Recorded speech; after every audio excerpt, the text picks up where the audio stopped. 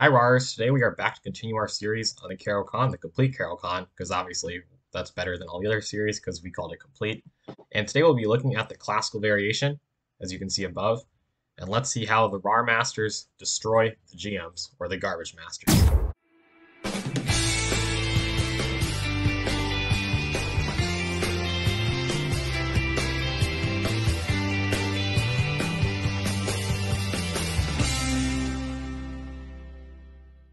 So today we'll be looking at the classical variation as mentioned, and that is the main line of the Caro Kann, or at least it used to be. That's why it's called the classical variation, right? And we'll be looking at lines where white doesn't castle queenside, which is considered to be the most critical option. Anyways, I'll just show what we're taking a look at. So e4, c6, d4, d5, obviously the starting position of the Caro Kann.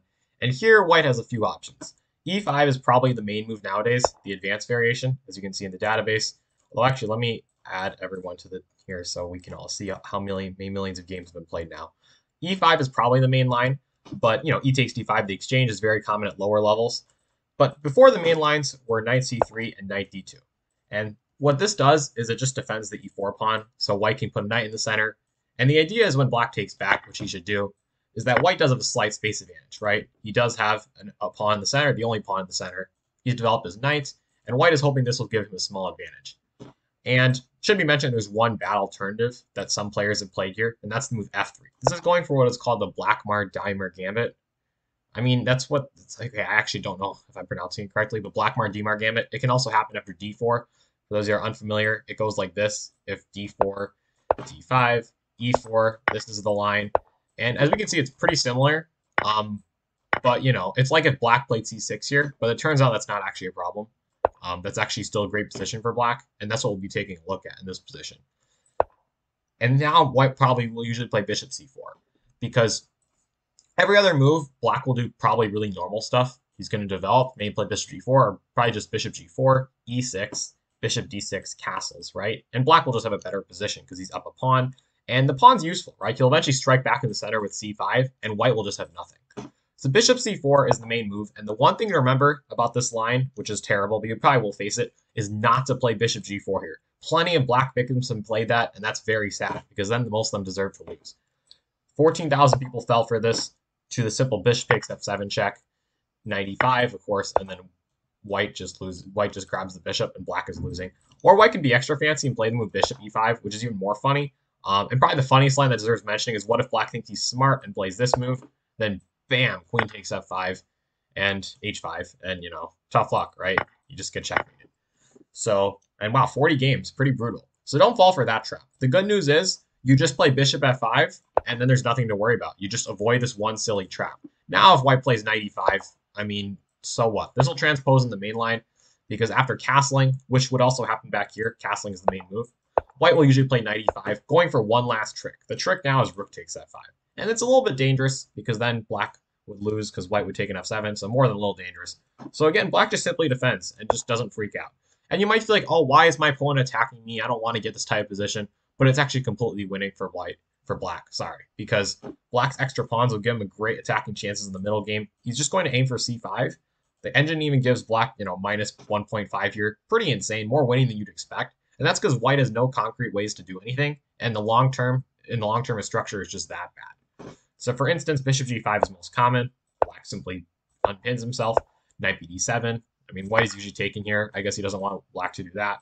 And after rook e1, we could castle and do a few other things, but knight b6 is best, preparing the move c5. The bishop is attacked in a must move, and then simply play c5. And now white really can't even avoid a queen trade, because if he takes, then black can trade queens after, something like this. And if you've traded queens, I mean, then this is just the worst thing possible for white. So as we can see in this line, white just doesn't get the compensation he wants. So that's why f3 is rarely played, and it really is a terrible move. It's a completely refuted setup, and black gets a great position with normal play. So white takes on e4. And now what do? Well, we're playing the move knight f6. This is called the Courtney variation of the Caro Kann, and it looks strange allowing white to double our pawns, but we actually get very active pieces and easy development for allowing it. So the old main line was the move bishop f5, and this is still very common, and this is a completely sound move, but it's a little more boring, and we're trying to be RARs. We're going to destroy these garbage masters, and what better way of doing that than with a strange move like knight f6. So white pretty much has to take this knight if he wants to get an advantage, but we'll take a look at other moves because we're trying to be a complete Caro Kann course. Knight g5 is the third most common try. This is played in another Caro Kann line. If we're going back here, then if black plays the move knight d7, which is the third most common try, then knight g5 is actually a move that can be played right now. And there's actually some annoying threats. For instance, if black plays this, then knight e6 puts black in some problems. Now it's not game over. The idea is takes and queen h5, but suffice to say, black is probably at least a little bit worse there. So white is trying to imitate that by playing knight g5 here, but black hasn't wasted time playing knight bd7. So this move is just terrible. The best try for black to really get the max advantage, h6 is a completely fine move. It's a good move. But the way to get the maximum advantage is the move e6, preparing to play h6 later, but also going c5, and then here. The point is, we wait for white to put their knight here in f3, because now when we play h6, this knight has to go back to h3, which is terribly placed, and we play c5. And this is a typical plan in the Caro Kann. We play c5 so we can attack the center. Again, we play knight c6. Our c6 is free for the knight. If we get rid of white's only potential advantage, supposedly he has more space in the center, then black is just better here. And he really is, because this knight h3 is going to take a lot of time to get back in the fight as well. So black has a great score here with good reason. So I guess going back, the only other reasonable try for white is to play the move knight g3. And this is also very common in the database. And this one makes a little bit more sense. White is just saying that after he plays normally and develops in castles, he'll have an extra knight in g3 ready to attack us in the king side. But we can already make this move miserable with the move h5, a very thematic idea against a knight on the g or b files, right? You just put your rook pawns right into it to force them back. You activate your rook, you make the knight terrible, and already black is fighting for the advantage. So, we're just going to activate this guy, and obviously Leela loves these kind of moves. Modern engines really like these, and there's just no way of refuting it, right? The pawn is well defended, and white usually plays h4 anyway, so, it's not, we haven't even lost time playing h5. That's because if white doesn't play that, knight f3 being the second most common move, black will gladly play h4, and then after knight e2, bishop g4. And now black is saying, I'm better developed, I'm going to double your pawns, and I'm just going to probably have a better middle game because of that, right? And white has played the move knight c3 most commonly, thinking, oh, haha, look at me, I stop you from taking in f3 and doubling my pawns. But nope, bishop takes f3, and white still has to double the pawns, because if queen takes f3, well, now he just loses this pawn. So very miserable for white. I mean, no one wants to be in this kind of position, and with good reason. I mean, this is just easy for black to play, and he will just have a better position. He'll steal the d5 square, maybe get a piece to f4. That would be the ideal plan, right? Put a bishop on f4, trade dark square bishops, put knight on f4, and already he's rolling over. Well, white would be rolling over in his grave that we've prepared for him. So knight takes f6 is pretty much the only move that can be played if white wants to get anything resembling an advantage. And now we take an f6. And yet we finally reached the Courtney variation. I think if I scroll down, it will show what that is, right? That is this line, and it even gives a description of it, right? He's played this many times, it's sounder, all this great stuff.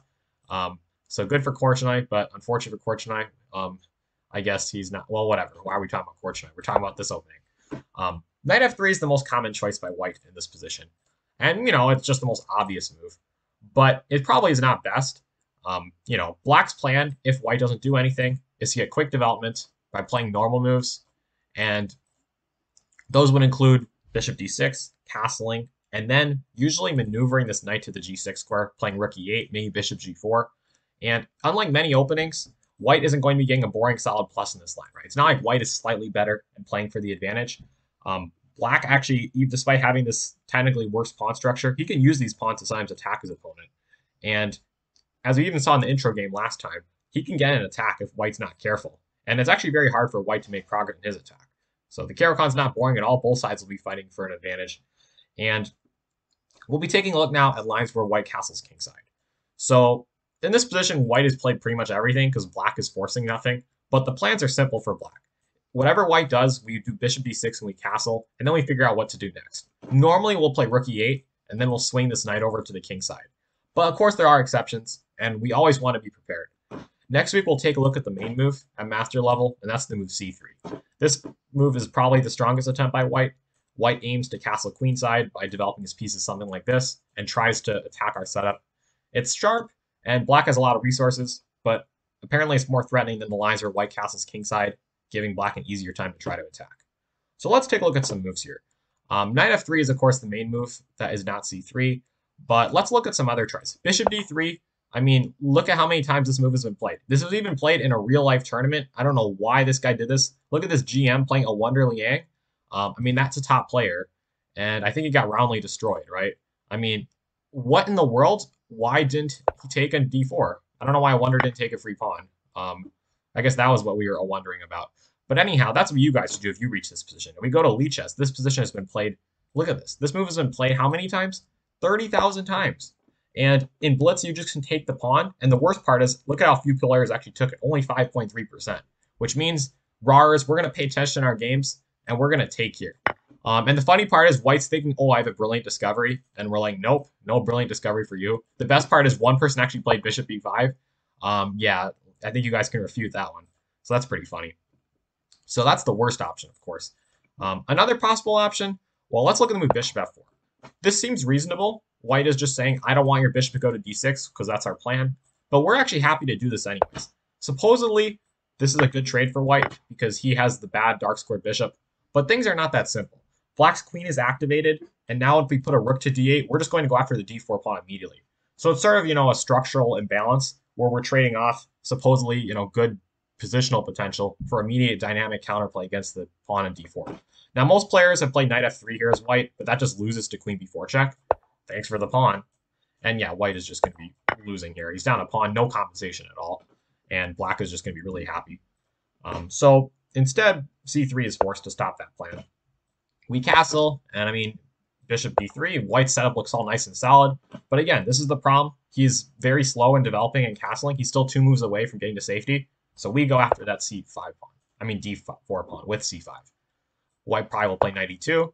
And after c5, castling, knight c6. Black has the initiative in trying to destroy this pawn. Obviously, it's pinned because the bishop's attacked. And White will just be a little bit worse here, having to worry about Black's initiative against this pawn. So that obviously did not work out very well for White. Even though bishop f4 is very natural, it's just not the most dangerous attempt. So another option for White is the move bishop e3. This is probably a better try. We'll play our typical plans. Bishop d3, castles. After knight e2, we play the move rook e8. And this is preparing the most popular maneuver. You're going to see this over and over again. You'll get tired of it. Knight d7, knight f8. Then put the knight in either g6 or e6. And Black just has a great position because the knight is good at going to either f4 or h4. For instance, with the knight in e2, this knight tends to be happier in h4, where it's very annoying. For example, after c4, knight f8, let's say, Black has a couple ideas. He's going to go knight g6 probably. But also there's ideas of playing f5, potentially going for f4, but also f5 would open up the queen. So very annoying. White has played queen d2 most of the time. After knight g6, he's played knight g3. And nothing too exciting has happened. But here I like a really nice move by Black. The move bishop g4. This aims to provoke a weakness. If White plays h3, well, then maybe we can try to sack on that. If he plays f3, well, that just weakens these squares. So normally White hasn't done that and instead has played rook a e1. And after queen d7, let's say White tries to chase our bishop back. We get to now think about what we're going to do.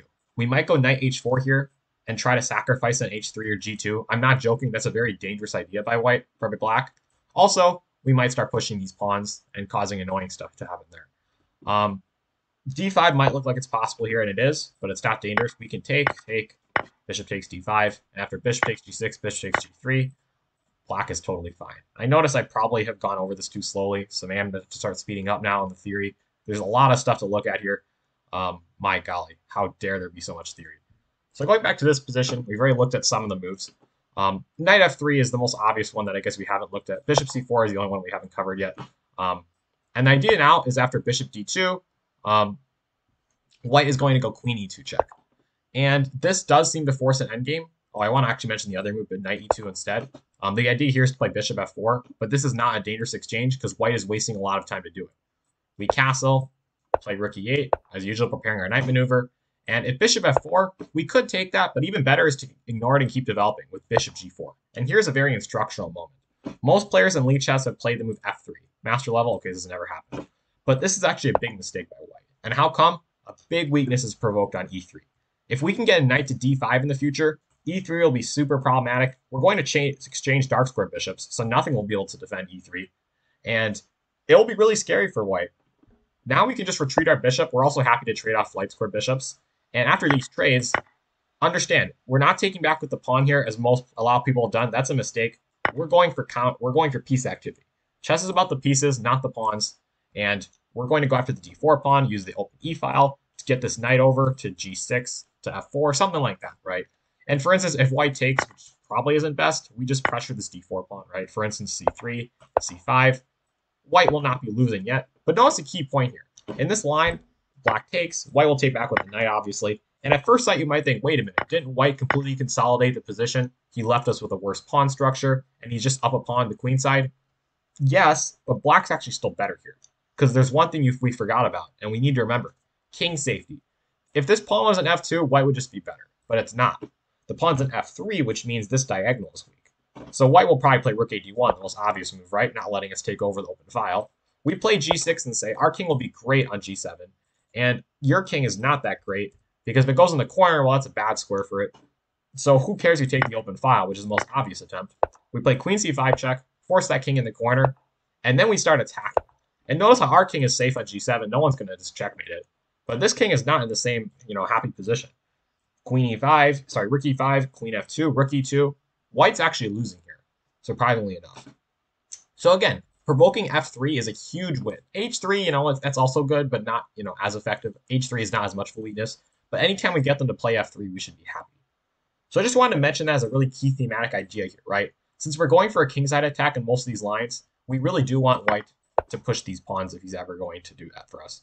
So anyways, let's go now to nf3, the most popular move. Okay, wait, actually, I think there's one more I want to mention. After bishop here, queen e2 is the main try. And this is to force an endgame.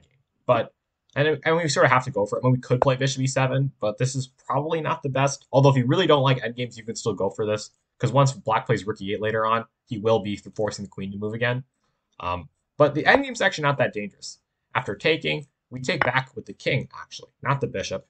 And the plan is just to play bishop c4 and claim we're equal. Knight e2 is the most common in Lichess database. We don't have to play bishop e6. You could also play bishop f5. In fact, now I think my bishop f5 is probably better. Provoke the move c3, and now play rook e8. That means the king can go back to f4 whenever it needs to. And bishop f4 hasn't played in most of these games here. But even though white still technically has the better pawn structure, black is doing totally fine here after the move c5, attacking the center, preparing to go knight c6. As we see, this king is not really well placed here. It's going to be in the crosshairs of some annoying checks.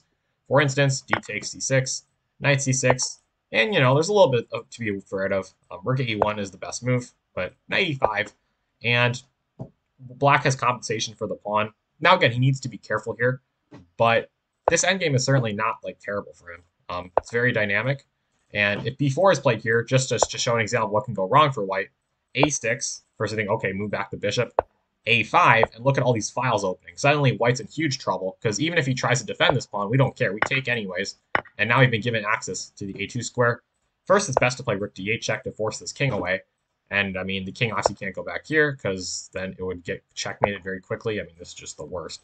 So, king e3, and now rook a3, and who cares that we're down a pawn? We're just going to win it back.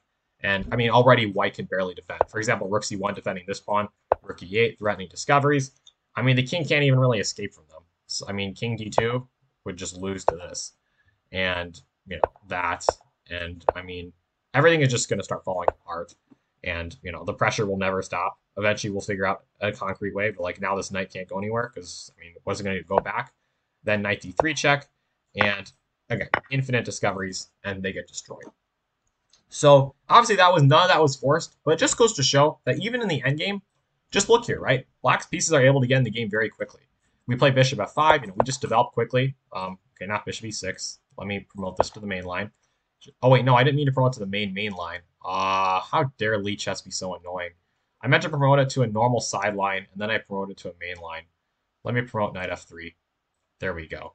So if bishop c4 is played, then, as mentioned in this line, we're still doing fine here after bishop f5, because even though we are technically, having the terrible pawn structure, we will be able to play c5, and ultimately that's the important thing. We start an attack, and the position remains unclear. And this is probably the most critical try by white. I mean, I guess white can go for other moves, but they're probably not as good. For instance, knight f3, and already a5 is being suggested on my engine, which is sort of an interesting try to go for this. But again, you can even just play normally here. Maybe now bishop d6 is worth a try. Bishop d3 is the typical attempt. But, you know, black will just simply start going for an attack on this pawn. He will probably aim to play c5 soon, or knight a6, trying to go here, or going back. And really, white's not better at all, objectively. You just play the endgame with a normal position. Anyhow, though, most people don't do that, luckily, because that would be boring. Knight f3 is the most common try. Let's see how we can destroy them with a fun attack. Bishop d6 as usual, and now we get ready to castle. Now black has to choose, white has to choose where to develop his bishop. Man, so much theory this time. I will be sharing this chapter later on, I think, because then you guys can look at all this theory without me having to get worried about fitting it in like a 30-minute clip. But anyhow, bishop d3 is the main move in Lee chess, not surprisingly the most obvious place. Bishop c4 is also possible. The problem with this move is white can't go c4 and d5 anymore, and that was one of the critical plans for him. As usual, we castle, play rook e8, and you're thinking, oh my goodness, this plan again? And that is correct. Yep, we will always be going for this to try to put this knight in either f4 or h4. And white just can't stop it, right? So I guess c3, h3 does stop bishop g4, which was another plan we had. If white did another move, we might even play bishop g4 first. So white stops that. We get our knight over. And here in this position, it is still possible to go for knight g6. But another good move is the move bishop e6. We're trading off light square bishops because our dark square bishop is the better bishop, right? This bishop wasn't necessarily doing that much, so we're happy to trade it off. And, you know, the pressure that S diagonal could get annoying sometimes. Maybe we want to move our king to the corner. Either way, we want to develop our pieces. So white has usually played the move bishop d3 to avoid this trade, but that's not a good move. We can play queen d7 now, and we're just going to put our knight in g6 probably, and consider even pushing this pawn to f4, and black has the better position. And another idea is that once you put your rook on d8, you want to retreat your bishop to b8, right? And then set up this battery. This is a very common idea in many openings. This bishop's not terrible on d6, but on b8 it would be even more effective, because then it could be lined up and really make the opponent miserable. So, going back here, queen b3 is better, not trying to fear the trade, but we just do it and play knight g6. We have a firm grip on f4. We'll play bishop f4 to annoy the defender, right? Queen c7, c5, rook a d8 with a good position. So going back, bishop e2 is another option. This is a little passive, but it makes bishop g4 less annoying. We'll not play that anymore. And more importantly, it really gets prepared to start pushing these pawns. For instance, after knight d5, c4, this is actually a very critical try here.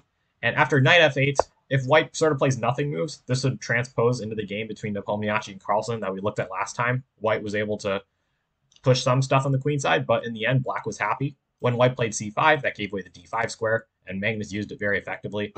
d5 is actually the best attempt by white to get an advantage here. And this is actually pretty critical. I had to take some time trying to figure out what black should do to equalize. But there's one weakness with the move d5. It weakens the e5 square, right? And if we can just get a knight there, that could be nice for us. But we need to make sure we don't get overrun. At the moment, the move c5 is being threatened, obviously.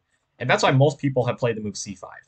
And the point is that it's going to be difficult to play around the pawn, but this is actually probably not completely sound for black, unfortunately.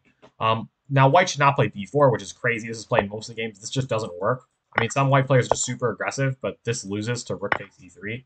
A very nice exchange stack. And again, that's why white needs to be careful. But if white just plays cautiously, he'll be better. He can play rook e1. In the long term, he might play for b4. But even if he doesn't, right, he just has a better passer here. That's a little unfortunate. So instead, we should play the move queen e7, stopping the c5 plan, and getting prepared to maneuver a knight to e5. The only problem is this walks into rook e1, which is probably what will be played. But then we just develop knight f5, bishop f5, and now the plan is to put a knight e5, knight g6 to e5. The game goes on, and honestly, if anyone's better here, admittedly, it might be white. The advantage, of course, is very small. The engines are putting it like, plus 0.1 or plus 0.2. But really, it really is not that much, and all it takes is one slight error for white to just give away that advantage. We probably will take here, we'll play rook d8, and white needs to be precise to maintain any sort of fake edge, which of course is not that big anyways. Bishop b3, though, is the main move, and the one you'll see the most on Lee chess. If you play this opening on Lee chess, I'm sure you'll be facing this one all the time, and you'll be amazed at how easy it is to play for black. First, you castle, and then in this line, bishop e4 is actually pretty effective. And the point is we just pin it, and now we're just going to continue doing our normal moves, and the 3000 rated RAR will destroy the total garbage master, who is also a total loser. So that doesn't work very well for him. h3 now is played. most of the time to chase the bishop. Obviously, we don't take an f3. And there are lots of moves here. I just want to mention one main line. c3 is the most common here. Knight d7 is our plan now. We're going to go rook e8 and maneuver this knight either to e6 or g6 most of the time. Now with the bishop on h5, we might not always put it on g6 because that would run to g4. But the knight is still good here. Even just remaining flexible is probably best at this point. Rook e1. And now we play the move queen c7. Rook e8 is not a terrible move, but this allows us then to put our queen on e8, which isn't the best square. So we play queen c7. So then we can go rook e8, right? And then our queen is already greatly placed. And we might even go for bishop f4, trading these dark square bishops. Who knows? Here, white usually plays bishop e3. Now we bring our rook here, clearing f8 for the knight. And after bishop e2, which is white's most common try, trying to unpin this knight, rook a d8 is probably the best try. We could play knight f8, but again, it's not like this is going to win immediately. When in doubt, just bring all your pieces in the game, right? We don't have to just try to beat our opponents from the get-go. It's better just to slowly improve the position. White's whole plan with bishop e2 in this setup was to play knight d2, but that's not anything to fear. We trade off these pieces, and after rook takes e2, we go f5. And notice what's going on now, right? This f5 pawn is a very good source of counterplay for us. We might put a knight in e4. And already black's position is definitely more comfortable. Knight c4 has been the most common try by white here, but this allows a nice sequence. White's thinking he's going to take our bishop, but we won't let him because we like that bishop. Bishop h2 check. Now we play b5, so now our bishop can go back to d6 safely if it needs to. And if white plays knight d2, though, we actually have another nice try. This bishop got trapped, and now we can play f4, trapping this bishop. And black has a better position, and hopefully will go on to win. Although objectively, it's not so terrible for white yet. We can already see the problems for him, right? He is just more passive, and our pieces naturally float in the game and destroy them. So to end this chapter, or end this video, I'd actually like to look at a game as it's titled Destroy White when he doesn't know what he's doing. And that happens a lot, honestly. So that's very relevant. Let's take a look at what black did here. And black, was a cheating master, and he was playing someone that wasn't even a master at all. So it's pretty obvious the cheating master won. Let's see how he did it. So we had the normal main line, knight d2. Again, with knight c3, this also transposes. Don't think that you're going to take advantage of this knight in d2. Black should still take an e4. Anyhow, all these moves were normal, and this is all our theory. Castles, castles, bishop g4. Again, preparing these plans, but first getting the bishop out. c3 by white, and now knight d7. Here, white chose to deviate from what we looked at by playing the move g4. And the engine actually thinks this is okay for white. But notice the problem. It really weakens these squares. f4 is now super weak. It already was a problem. Black's always thinking about putting a piece in f4. But, now that g4 isn't played, it's like screaming to be played. And if black's able to trade off dark square bishops, for example, with an eventual bishop f4, then who will defend the dark squares? Rhetorical question. Obviously, nobody will. Now white took an h6, g6. And this forces what we call the postage stamp pawn structure, right? Black has a cool cube, a square, and, it looks sort of strange here, but it does a good job. Black can consider pushing either of these pawns very soon to open white's king. For instance, after c4, which was played, I don't know if this is the best move. Black simply plays rook e8, activating his rook. White played bishop e3, and now queen c7, which is a good attempt here. This is pretty simple, just going for the trade. But I want to mention another really cool attempt. f5 might have been even stronger. And the reason is we're just going to open white's king immediately, right? Our pieces are more active. White's rook is not very well placed, neither is the queen. And the point is, if white takes, we go queen f6. And what I like about this is if white takes on g6, the funny thing is we had two f pawns and two g pawns. That means we're able to sacrifice both of them and still have a totally safe king. So pretty fun.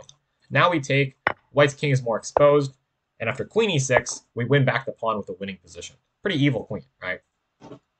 So anyhow, that would have been sort of cool. But again, that wasn't necessary. I think this does a really good job of demonstrating what types of plans black can get here. But queen c7 was totally good too. White played the move c5, giving black the d5 square, and black said, okay, I will take it. And now white thought, okay, wait a minute, if I trade here, this is really bad for me. So we played bishop d2 instead, hoping I'm going to maintain the tension and not get crushed. But black thought, okay, then I'll just play normal moves. Let's just bring another piece in the game. White played queen c1, forcing a trade that black was fine making anyways. As we can see here, white does not know what he's doing. Here, black actually made an inaccuracy. How dare he? Knight f8 was simply the best move, bringing the knight in the game immediately. After knight e6, this pawn will just fall off. Or he can go knight f4. Queen f4 gives white some chances to annoy black, which is what he did, threatening a queen trade, threatening another queen trade. Black cannot allow these trades, so we had to go back. But after rook fe1, Black finally knew what was up and played knight f8, preparing the long evil maneuver, and white just cannot stop it. So that's what happened. White took, offered a trade. Black said, I don't need the trade, I need your pawn. White said, okay, I don't like this, but I'll stop knight f4. Black said, I'll attack your pawn here. White said, no, you won't. And finally, the key move here, g5, completely ending white. I mean, look at that hole. This is just the best square ever for a knight. This knight will just be great. The queen won't be able to move. I mean, this is just absolutely crushing. So white said, okay, let me grab this one useless pawn while you checkmate me. And black said, yeah, please grab that pawn. I'm so scared of knight takes b7. And then white realized, oh, wait a minute. I'm going to lose my queen if I do that one. So white said, haha, don't take my queen. And after rook e8, white had to resign anyway. Rook e1 check practically cannot be stopped. And there's just a million ways to win the position. Probably the simplest one to mention is if king h2, rook e1 anyways, threatening checkmate. This forces f3. Now black goes to f3, e3, and threatens the f3 pawn. And if rook f2, defending that for now, then queen takes a2. And, you know, even this knight will probably end up getting trapped. But the other way to win this is to go queen b1 and rook e1. And black will just win in the back rank. So that was a pretty quick victory by black, but I think it demonstrates what will happen if you play the Caro Kann line and you play this one effectively. Because black played all the normal moves, right? He literally went bishop g4, you know, knight d7, rook e8. This is all very normal to just get this knight going to f6, f8, and then either to e6 or g6. And he traded off dark square bishops, a good trade for him. And he just destroyed the opponent. So again, a very instructional win, I would say. This is exactly how you want to play the Caro Kann. And congrats to black for showing white that he better be careful. White might think, ooh, I have a better pawn structure here. But if he's not careful, he can get crushed in it. So anyhow, that was today's lesson on the Caro Kann Classical Variation. Let me know if there's any specific variations that you want to see. I tried to make sure I covered at least most of the critical lines, but I was mainly looking at the most popular moves on Lichess. Next video, we'll be looking at the more critical variations with the move c3. But in the meantime, try playing the Caro Kann in your games. It's a good opening. I will start trying to play it again too.